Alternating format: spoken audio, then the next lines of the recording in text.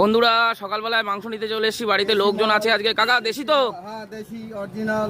ঠিক আছে, লেগ দাও, লেগ, সামনের লেগ। এই তো লেগ কাটছি। এ বনগাল লোকাল খাসি। হ্যাঁ হ্যাঁ লোকাল। বন্ধুরা এটা হচ্ছে দীপঙ্কর দার দোকান। দীপঙ্কর দা আজকে নেই, তো কাকা আজকে আমাকে মাংস কি মাংস দেয় দেখছি।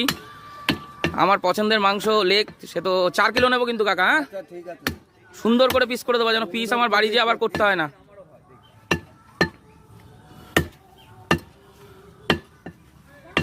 সুন্দর।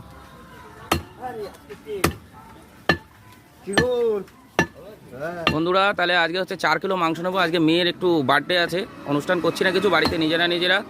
তো যাই হোক, আর আমি দীপঙ্কর দার দোকানের মাংস এতই ভালো যে আমি সেই বিডিও অফিসের থেকে স্টেশনের এখানে মাংস নিতে আসি। দেশি মাল বলে। দেশি, একদম দেশি।